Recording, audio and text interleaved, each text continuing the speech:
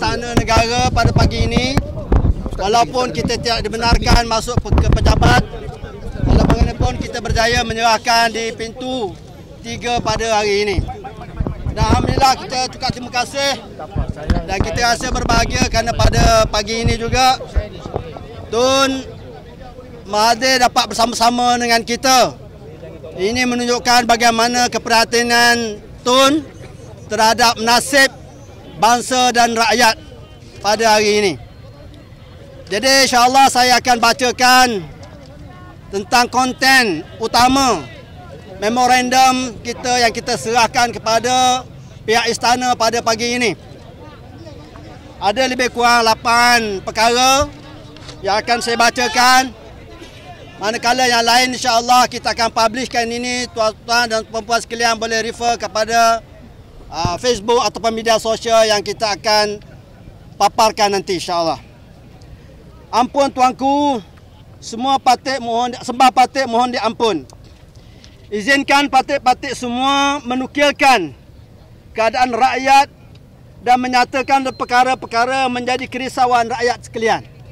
Yang pertama, rakyat berasa terguris di atas kebiadaban Perdana Menteri dan sebahagian pemimpin negara yang menghina ke bawah duli yang mulia tuanku, mengheret kepada isu rasuah yang sepatutnya tidak berlaku.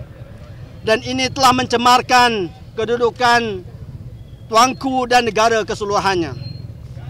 Yang kedua, kadar bunuh diri terutamanya di kalangan orang-orang Melayu sedang meningkat naik disebabkan oleh tekanan ekonomi. Ada yang terpaksa membunuh anak sendiri, ada yang membunuh diri, ada yang membunuh ibu bapa sendiri. Keadaan ekonomi yang semakin parah menyebabkan rakyat semakin menderita. Harga asas naik tanpa kawalan. Malangnya tekanan dan kesengsaraan ini tidak disusuli dengan tindakan yang tuntas dari pihak kerajaan bagi menyelesaikan masalah ekonomi rakyat. Ketiga, hari ini dunia telah mentertawakan negara disebabkan oleh tingkah laku pemimpin yang tiada integriti dalam menguruskan negara dan tidak mampu menyelesaikan di atas pertelingkahan yang berlaku. Keempat, pencerobohan kepada kuasa-kuasa Raja Melayu melalui tindakan-tindakan mahkamah semakin menjadi-jadi dan semakin tidak terkawal. Umat Islam dan anak-anak mu'alaf Islam dimurtadkan melalui keputusan-keputusan mahkamah. Kuasa-kuasa perundangan syariah yang merupakan kuasa Raja-Raja Melayu dimansuhkan satu persatu. Ini secara tidak langsung menghina institusi raja-raja yang menaungi agama Islam.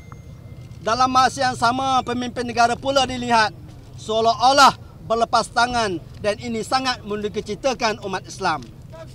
Kelima, media melaporkan penglibatan langsung pihak-pihak ejen perisik luar ke atas negara. Ini amat-amat membahayakan keselamatan negara termasuk kedudukan ke bawah duli yang mulia tuanku dan raja-raja Melayu. Keenam, penghinaan terhadap Islam semakin meningkat. Perpaduan kaum yang menjadi nadi kepada kestabilan dan kemakmuran negara semakin tergugat dan tegang akibat penghinaan yang berlaku ini. Yang ketujuh, kefahaman liberal, pluralisme dan post-normal yang dibawa oleh sebahagian pemimpin semakin mengakar di kalangan rakyat. Natijahnya akan membawa kepada keruntuhan institusi raja dan agama Islam. Kelapan dan terakhir, pemaksaan perubahan-perubahan dasar struktur-struktur asas perlembagaan melalui cabang-cabang legislatif, eksekutif dan judiciary sehingga menjejaskan kepentingan sah Melayu dan Islam yang dinaungi ke bawah duli mulia tuanku dan Raja Melayu semakin menjadi-jadi dan tidak terkawal. Jika ia dibiarkan berterusan, asas negara ini sebagai sebuah negara dengan asas Melayu dan Islam sebagai agama bersekutan dan Raja-Raja Melayu sebagai pemerintah negara ini akan terakis dengan pantas. Ini situasi yang amat membimbangkan. Kegagalan kerajaan ini menguruskan pelbagai isu dan perkara serta meletakkan rakyat-rakyat di bawah dunia militer tuanku dalam situasi tertekan secara ekonomi, emosi dan kesejahteraan perlu ditangani dengan segera. Amanat yang dikurniakan kepada Yang Amat Berhormat Perdana Menteri ke-10 untuk mentadbir kerajaan ke bawah Duli Yang Mulia Tuanku bagi menjaga kebajikan negara dan rakyat, kedaulatan agama Islam dan Melayu nyata gagal. Ia membawa jatuh maruah dan keikhlasan ke bawah Duli Yang Mulia Tuanku yang telah mengamanahkan kuasa ini untuk memastikan kebajikan dan kesejahteraan negara dan rakyat terbina dan terjaga. Memandangkan perkara ini merupakan sesuatu yang terlalu serius dan kritikal, maka kami patik-patik rakyat jelata sekalian merafak sembah ke bawah Duli Yang Maha Mulia Tuanku untuk mempertimbangkan tindakan yang segera yang wajar diambil atas kebijaksanaan Tuanku terhadap kepimpinan negara sekarang ini. Berhimpun ini hak rakyat. Artikel 10 Perlembagaan Malaysia menjamin.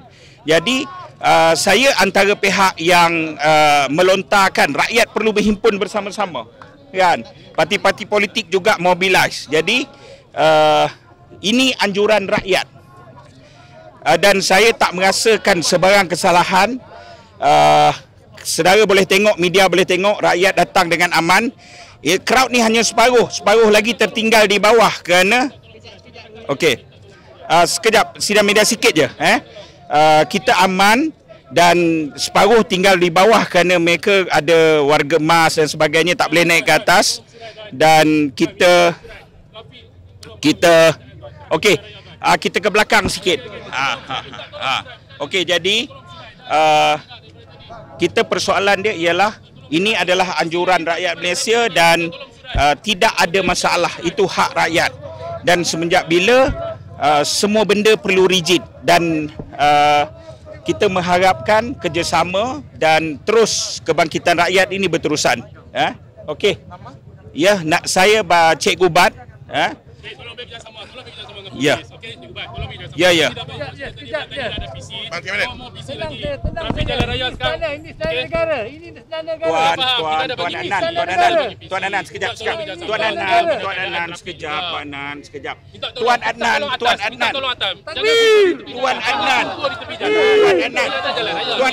Okey, sekejap.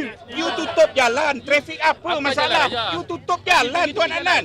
You tutup jalan. Atas jalan lah. Ini atas jalan raya. Atas jalan raya. Takkan nak pukul dengan atas jalan raya. Kita tolong. Buat visi. Bangkan buat visi.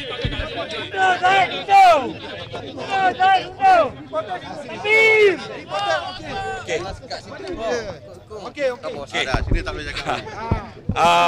Jadi saya pun nak berakhirkan PC dah tadi kan. Tapi tak apalah.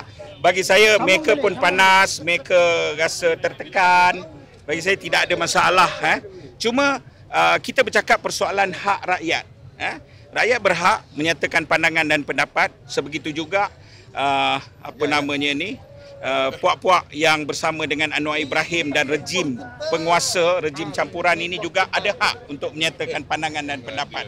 Cuma masalah Malaysia sekarang ni ada 3. Pertama sekali, keadaan ekonomi yang sangat teruk sampai orang berterabur bunuh diri.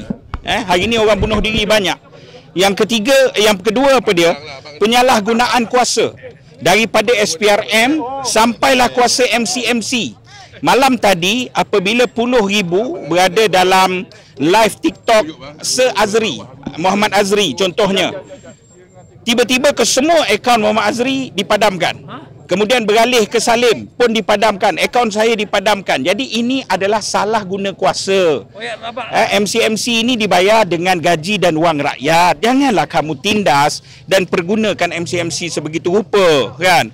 Anwar Ibrahim yang ketiga ialah kerana negara ini tak stabil, perkauman menjadi besar, mereka cabar kontrak sosial, dan ini adalah kerana AZD Anwar yang serakah kuasa, Zahid yang sanggup jadi kuda kerana nak menyelamatkan diri, dan DAP yang mengambil kesempatan di atas kesemua ini untuk menghancurkan negara ini. Jadi kerana itu bagi saya ialah kita rakyat buanglah baju politik, kita bercakap soal kestabilan negara, kan?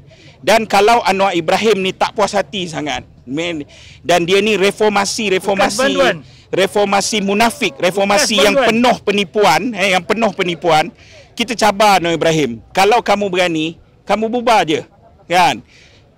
Kita bertanding balik pilihan raya kalau kamu benar-benar anak jantan. Dan hari ini ternyata majoriti rakyat Malaysia sedang menolak Anwar Ibrahim itu. Buatlah survey apa pun, kajian apa pun, majoriti rakyat Malaysia bukan saja Melayu Islam yang sangat terkesan, tetapi China, India dan sebagainya daripada segi ekonomi mula rasa tekanan dan mula rasa kesan terhadap perkara tersebut.